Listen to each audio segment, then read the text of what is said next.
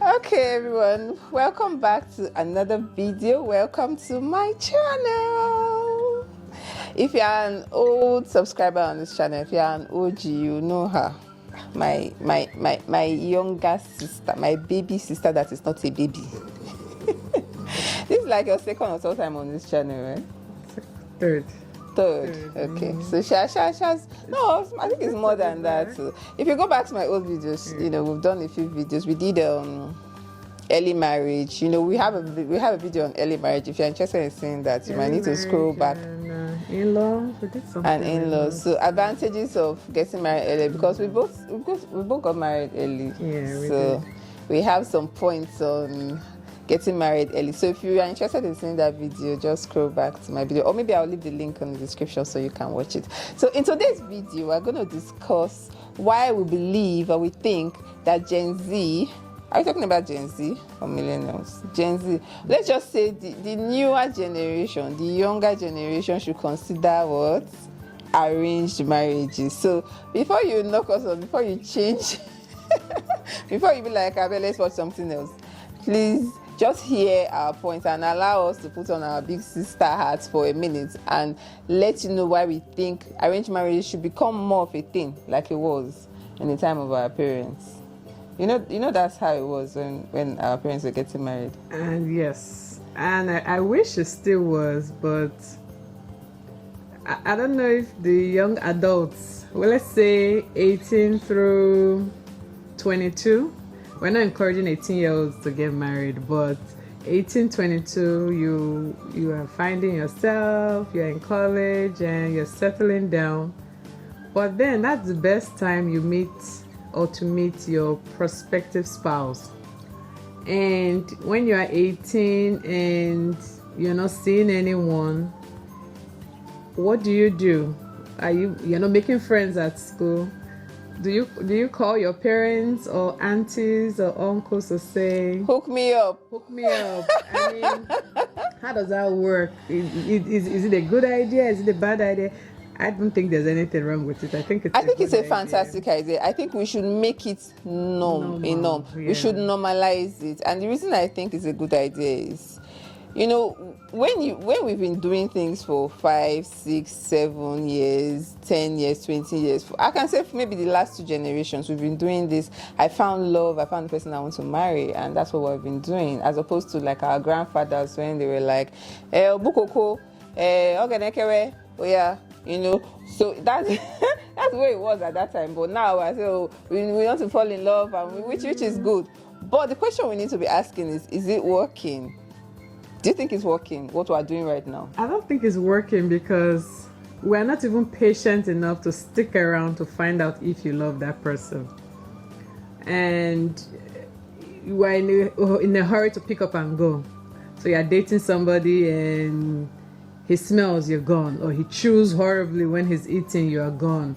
You don't have the time to see, okay, does this person have a good character or whatnot.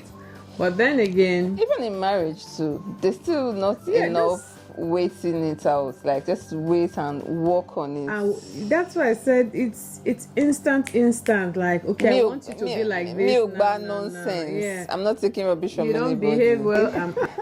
I'm filming a video. What can I do for you? Is this important? Definitely more than that, your video. Hi, Mama. Okay, so what's up? Oh, me go.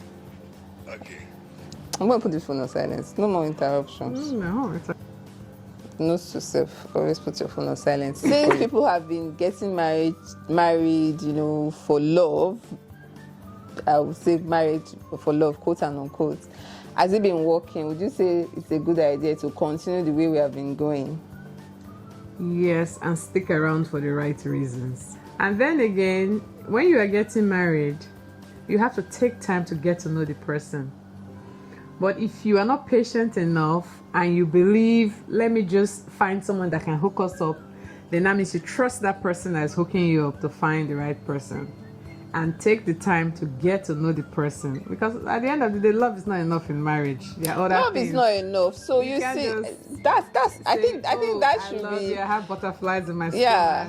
That should be like the topic today, because love is really not enough. So if you meet somebody and you say, oh, I'm in love with this person and that's why I want to marry this person.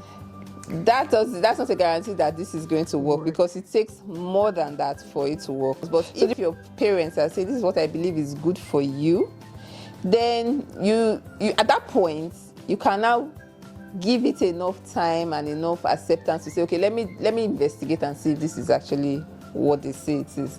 Because we're not really saying, oh, your father said marry this person, you say, okay, yes, and jump into marriage. So you at least give it a chance. Because if we are going to go with the statistics, we know that 50% of marriages end in divorce. So yeah, that already is telling us that whatever we're doing is not working. If I write an exam today and I get 50%, whatever I did to prepare for that exam it did not work. And then not just that, the 50% who don't get a divorce, how many percent will you say are really happily married? Very small, very, very small.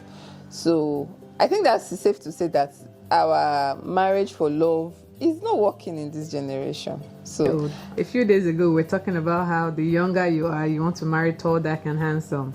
And you think you will eat tall, dark, and handsome. You are not going to eat tall, dark, and handsome. But the older you get, you are now focusing more on, is he kind? Is he soft-spoken? Is he selfless? Not tall, dark, and handsome. So focusing on the right things at the end of the day is important. I should call it ready-made husbands. Are we all focused on just marrying someone that is a husband that is ready to be a husband take care of today, me and my family? Or are you going to say I love you? Since we're saying we're married, we're all married for love, but the reason we say love is not enough is because there are things that come up. I think we were married for love, but I don't think we stayed married for love. No, because it's that character that will keep you guys together. If you love that person and that person has a very bad character or has a temper and all of those things, the days you don't like that person, that's all you're going to see. But then again, it's the love you have for that person that just overlook those things, because at the end of the day, we are here to stay. You go nowhere, I go nowhere. We die here. No, we don't die except old age. But okay, so another reason I think arranged marriages are better, and I think this generation should actually consider it, is I feel like getting married to someone who, it was an arrangement, you think clearly. So everybody has boxes that you need to check. If you are in this generation, you're planning to get married, my advice to you, your number one box that you should check is this person God-fearing? Is this person a Christian?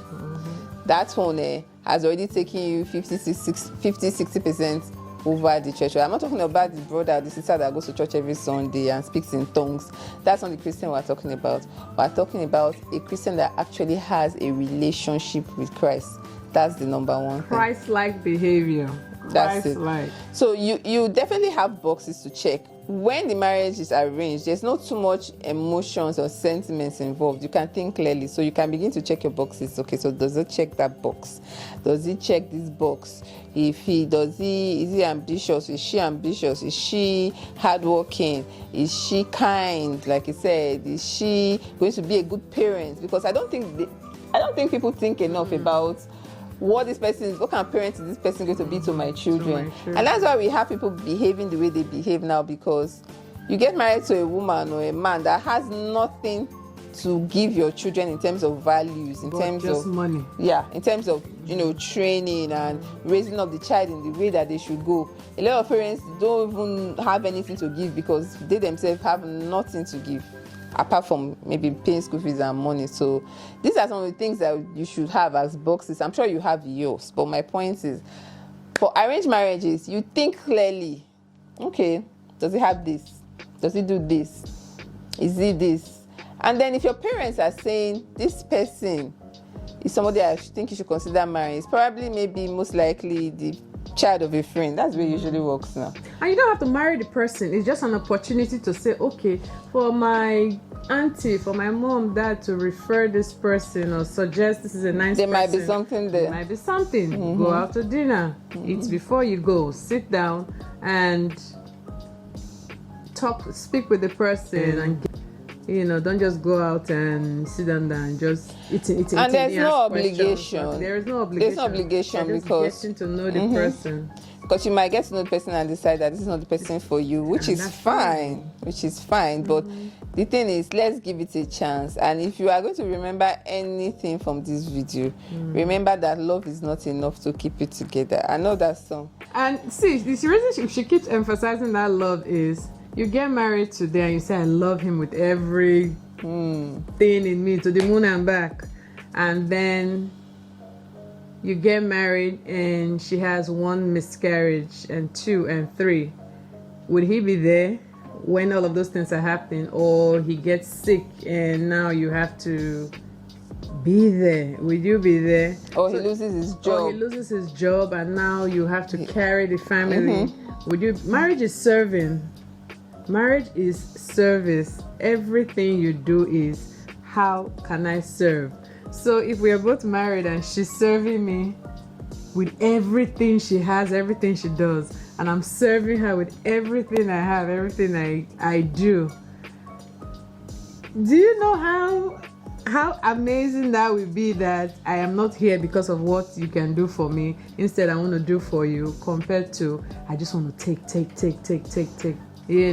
Every day I pray, I say, God, bless my daughter's husband, bless my son's wife, because I want their families to be a blessing to them. I want them to be a blessing to their family. I don't know who she's going to marry.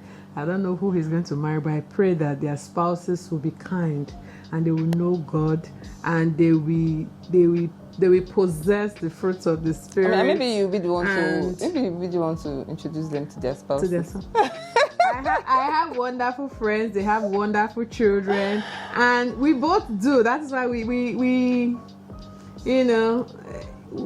bring these things up, because we don't emphasize or talk to our friends and say, my daughter is going to marry your son, or my son's going. There's nothing like that. Oh no, I've actually had a friend say that to me. Oh, really? Like, you know that your mesa, we're here, we are here, we are waiting, we are oh yeah. I think parents are becoming more into it, and it's not a joke. Like, parents are getting more parents are getting more involved. But the thing is, the children are not really wanting it, because this generation, tells them that no, you should pick your own spouse, you should marry the person you love, chemistry, physics, biology, all those things.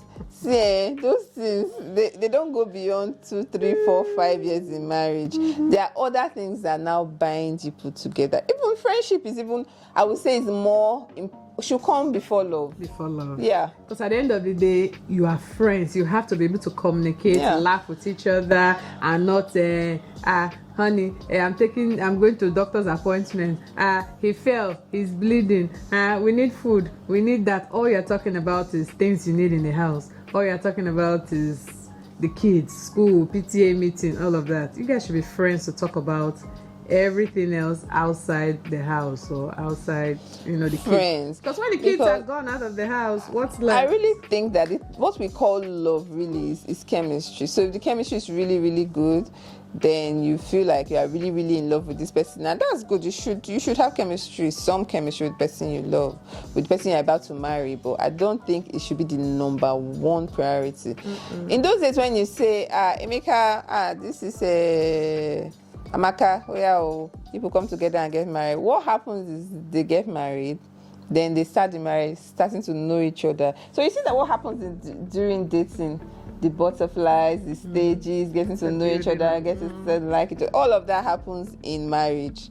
And that's, I think, is fantastic. My opinion, because let's bear in mind that you've checked everything else. So this is a good guy. He's God-fearing. He's kind. It's only that you have not been dating him since 5 years ago. So I do think we should open our mind to it. So the younger ones should realize that they should do that early, not because you're in a hurry to get married, because at the end of the day, marriage is not for everyone. We are not. It's not compulsory. It's not compulsory. It's not for everyone. Parenting is not compulsory either. But then again, if you do start early, because I don't know if you realize, the older you get, making friends is like This is my BFF. I have another one, a younger Yeah, sister. it gets hard when you get It's- older. The older, as adults, we just, I don't know if it's the boundaries we set. We takes time to get to know somebody. So if you do take that time and be patient, it is rewarding. Just be open to it. Let me And just summarize what she just make your said. If you know values- say you go married, make you marry early. No wait till evening, because evening is injury time. You just have to pray about it and ask God to lead you.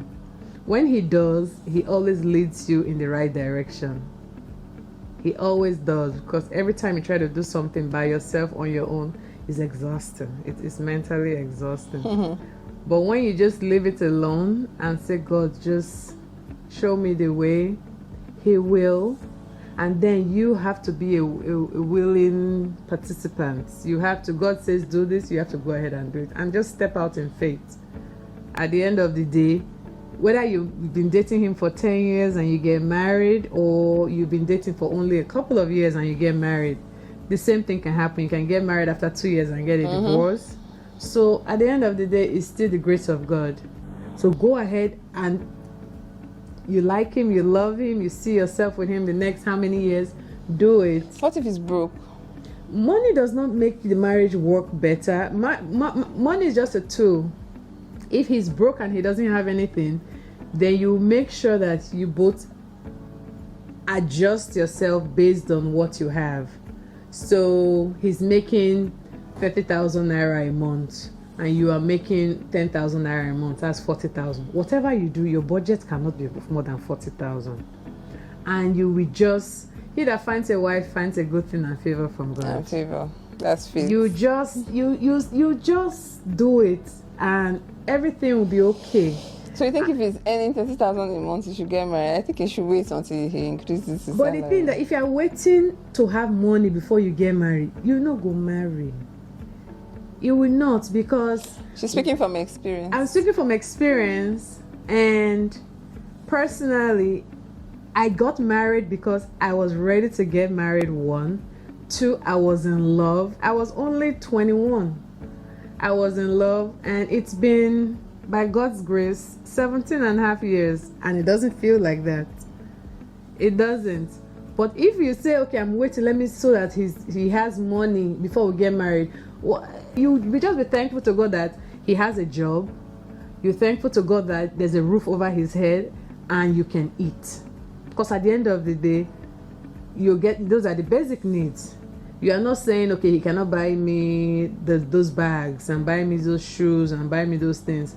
See, those are material things. That shouldn't be a priority at that time. Well, there are some topics that we have put in this video that should Yeah, be, we're gonna. Our that next video is should be gonna in be another about video. the stay-at-home moms. Stay-at-home mom. If you're stay-at-home. interested in that, subscribe. We're going Put on to post do that. notifications so you know when that video drops. Thank you for watching the video up to this point. I'll see you again in my next one. Bye. Bye.